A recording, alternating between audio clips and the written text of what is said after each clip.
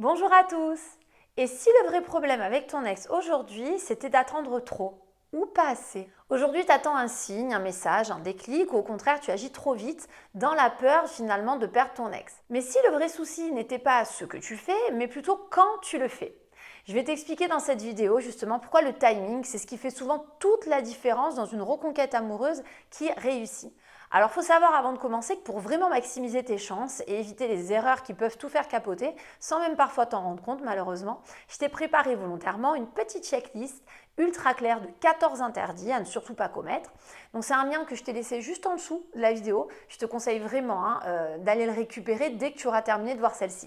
Si tu ne me connais pas, tu me découvres peut-être pour la première fois sur cette chaîne, je suis Christelle Lepage, je suis experte en reconquête amoureuse. Maintenant, je t'accompagne depuis 2015 pour que tu réussisses justement à retrouver ta place dans ton histoire d'amour en obtenant une seconde chance de ton ex. Si aujourd'hui tu veux éviter les erreurs justement de timing qui ruinent une chance de retour, je te le dis, abonne-toi maintenant à la chaîne parce que chaque semaine, je t'aide à poser finalement les bons gestes au bon moment. J'essaie vraiment de t'éclairer au mieux sans t'amener pour autant à supplier ton ex, mais tout en gardant le contact qui pour moi est indispensable si tu veux renouer. Alors pourquoi attendre trop dans une reconquête amoureuse? C'est aussi prendre le risque de s'oublier. Très souvent, vous êtes nombreux, je le sais, il y a des gens qui ont peur d'avoir des réponses négatives et qui du coup ne vont pas oser agir. C'est-à-dire qu'on va m'appeler pour être épaulé dans une démarche de reconquête, pour qu'on trouve de bonnes actions, pour qu'on s'adapte finalement au profil de l'ex, à la problématique, mais j'ai affaire à des gens qui ont du mal à enclencher les conseils que je vais donner. La raison, elle est très simple, ce n'est pas des gens de mauvaise volonté, c'est des gens très souvent effrayés, qui ont peur finalement d'avoir un refus, d'être face à quelqu'un qui va se braquer et qui du coup préfèrent ne pas bouger, ne rien faire plutôt que d'accuser le coup d'avoir un retour assez négatif. Sauf que la difficulté dans ce type de cas, c'est que tu prends le risque de mettre ta vie en pause. Parce que quand on n'ose pas avancer, quand on n'ose pas mettre de choses en place pour avoir des réponses, généralement, on reste bloqué dans la rupture. On ne sort plus en fait de ce cercle vicieux. C'est-à-dire qu'on va même des fois se mettre dans une espèce de déni avec de l'imaginaire. Bah oui, tant qu'on ne nous a pas dit non, ça nous permet d'espérer, d'imaginer qu'il y aura quelque chose de mieux après. Et là, ça peut être dangereux parce que le but d'une reconquête amoureuse, quoi qu'il en soit, c'est d'aller chercher tes réponses pour n'avoir aucun regret, pour savoir si oui ou non, ça peut valoir le coup finalement de se remettre avec ton ex. Alors, dans le cas où malheureusement, quand tu vas mettre des choses en place, tu essuies plusieurs refus d'affilée, c'est sûr, ça peut faire mal au cœur parce que ça peut t'amener à comprendre que tu vas devoir tout arrêter. Mais d'un autre côté, ça reste salvateur parce que ça te permet aussi de te montrer qu'au moins tu n'auras pas perdu de temps. Voilà, tu ne seras pas resté trop longtemps en pause à attendre quelque chose qui ne serait jamais arrivé. Et à l'inverse, si quelque chose doit de toute façon se mettre en place, ça se mettra forcément en place dans le mouvement parce que tu mets des choses en place, parce que tes actions sont concrètes et productives. Donc, ça te permettra d'accélérer ton processus de reconquête. C'est-à-dire si ton ex avait dû de toute façon revenir à un moment donné, au lieu de revenir au bout de 8 mois de souffrance, c'est quelqu'un qui reviendra au bout de quelques semaines, voire quelques petits mois. Le fait donc d'attendre trop peut te mettre dans une position passive et également de dépendance du coup affective parce que, comme je viens d'évoquer, tu vas finalement être peut-être à l'affût de tous les faits et gestes de ton ex, parce que tu n'as rien d'autre à te mettre sous la main pour alimenter ton idée de savoir si tu as de l'espoir ou pas. Et du coup, tu vas en plus sans doute te mettre dans une posture qui n'est pas très attractive parce que quelqu'un qui ne fait rien, qui ne met rien en place, qui ne véhicule pas une nouvelle énergie, qui ne cherche pas à recréer des contacts ou de la complicité avec son ex, c'est quelqu'un qui se donne peu de chances finalement de reséduire son ex par le biais de cette nouvelle atmosphère, de cette nouvelle image qu'il est censé véhiculer. Deuxième élément, le fait d'être trop pressé maintenant, qui là risque aussi de tout gâcher. Ça, c'est ce que je vais avoir également dans d'autres coachings, avec d'autres profils de coachés, des gens qui veulent avancer vite, qui se disent qu'ils veulent régler les choses là, maintenant, tout de suite, parce qu'ils n'ont pas le temps, parce que le temps, finalement, les dessert, le temps permet à l'ex de les oublier, selon eux. Le temps accentue ce fossé qui s'est creusé entre eux, selon eux encore. Bref, ils n'ont pas le temps, tout doit aller vite. Alors, je peux le comprendre, c'est très humain, je le vois, très régulièrement, mais parfois, d'aller trop vite, il faut comprendre aussi que ça va bloquer l'ex au lieu de l'ouvrir. Ça pousse généralement toujours à faire les mêmes erreurs, tu vas te précipiter, avoir des discussions, tu vas réclamer des réponses, alors que bien souvent, ton ex, pour le moment, n'a même pas les réponses à ces questions pour lui-même. Et ça, c'est intéressant, c'est que tu ne peux pas du coup aller bouleverser quelqu'un, le pousser à te répondre quand lui-même ne sait pas réellement où il en est. Ou encore d'aller chercher des réponses chez quelqu'un qui pour l'instant est complètement braqué. Ça ne peut pas marcher, ça va forcément créer des tensions et du coup fermer ton ex davantage. Résultat des courses, le fait d'être pressé, là tu perds en impact en fait et ton ex se ferme encore et encore. Donc tu peux être en mesure en regardant la vidéo de te dire ok, donc il ne faut pas aller trop vite mais il ne faut pas aller trop doucement non plus. Dans ces cas-là, qu'est-ce qu'il faut faire ? Eh bien, c'est là l'enjeu de la reconquête qui fonctionne, c'est de trouver le bon rythme. Il faut comprendre que l'amour, c'est une danse, que moi j'aime dire. C'est-à-dire que si tu vas trop vite ou trop lentement, l'autre décroche à un moment donné. Donc c'est pour ça que je ne suis pas pour mettre trop de temps, trop de distance ou parler de silence radio à outrance. Je pense que ça aussi, ça fait décrocher quelqu'un. Mais je ne suis pas non plus pour mettre trop de pression, aller trop vite et trop bousculer parce que je pense que là encore, la personne n'aura pas envie de rester à tes côtés, décrochera également. Donc il faut comprendre que ton ex a peut-être besoin d'espace aussi ou au contraire de signes plus clairs. Bien souvent, un ex peut avoir besoin d'espace tout en recevant des signaux, donc c'est-à-dire que tu vas quand même rester en contact, d'une personne plus stable en face. C'est-à-dire que tu respectes son choix, sa décision, mais ça n'empêche pas que dans ta façon de communiquer, tu renvoies l'idée que tu te sens bien, que donc tu acceptes cette rupture, puisque tu ne cherches pas à le convaincre, tu ne cherches pas à le faire revenir sur ses positions. Et là, vraiment, c'est quelque chose qui peut fonctionner. Parce que c'est quelque chose, d'ailleurs, quand j'en parle dans les coachings, qui choque un petit peu parce qu'on a du mal à comprendre. Alors d'un côté, il faut lui laisser de l'espace, mais en même temps, je peux quand même lui véhiculer une autre image, complètement.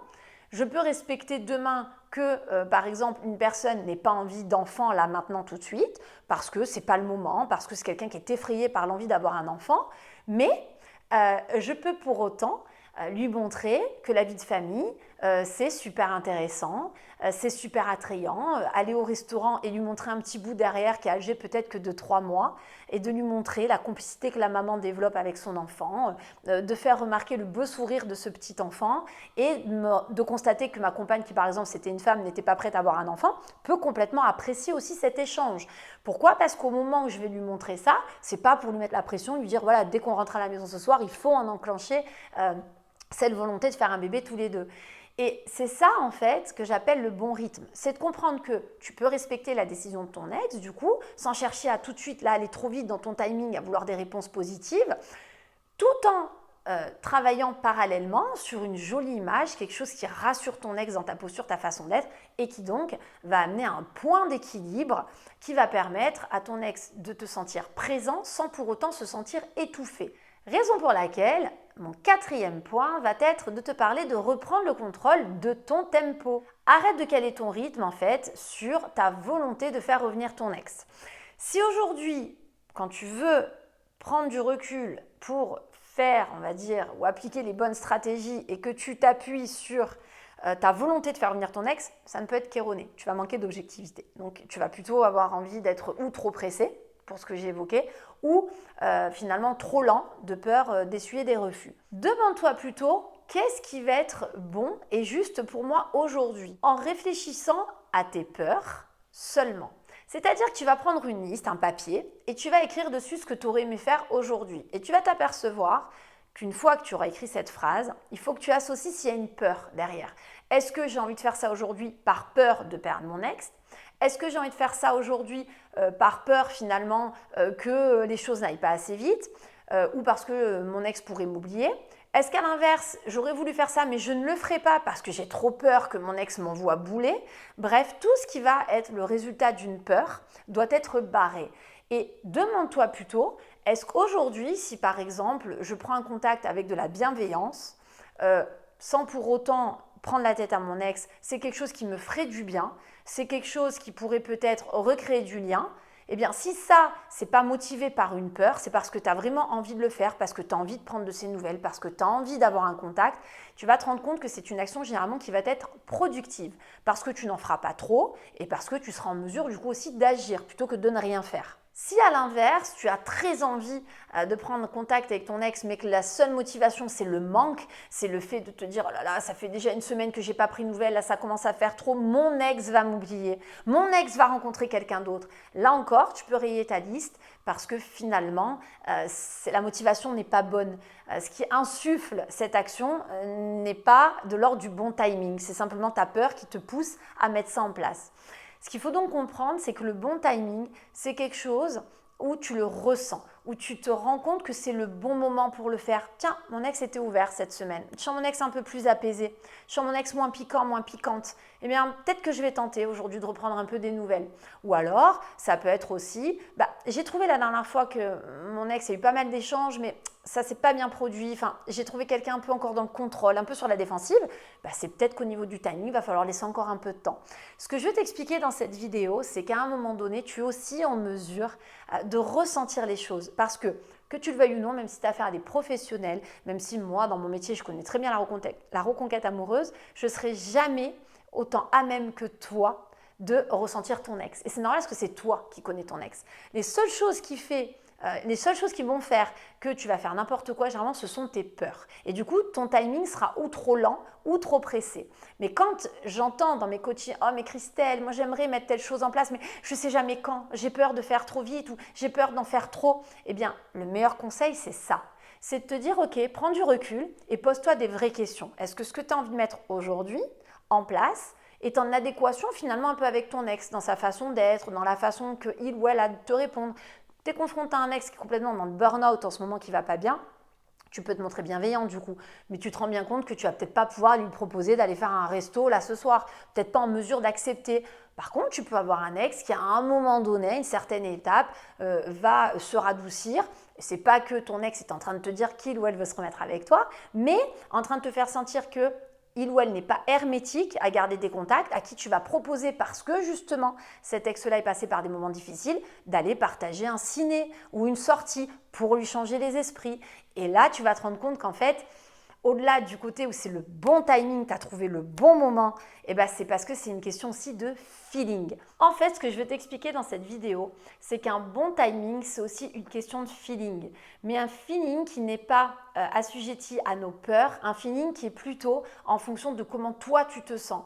Si tu te sens pas en mesure d'être agréable quand tu vas contacter ton ex ou d'être peut-être justement dans une posture trop oppressante, alors c'est pas le bon timing. C'est peut-être que c'est toi surtout qui as besoin de temps plus finalement que de ton ex. Alors justement, si tu veux vraiment éviter les erreurs qui peuvent gâcher, sans que tu te rendes compte ta reconquête amoureuse, je t'ai préparé une checklist, rappelle-toi, qui est complètement gratuite avec 14 interdits à connaître absolument. Le lien il est juste en dessous, donc télécharge-le maintenant, ça peut clairement changer ta reconquête, profites-en, c'est offert.